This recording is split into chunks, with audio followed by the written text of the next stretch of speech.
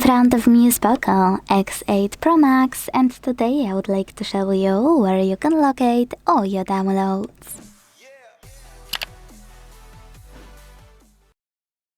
You need to begin by opening an app called File Manager that's already on your POCO.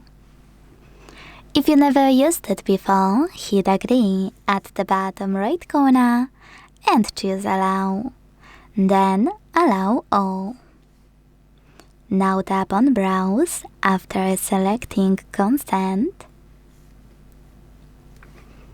And finally scroll to find the download folder. Once you do, tap on it and enjoy all of your downloaded files in one place. To access one, click on it.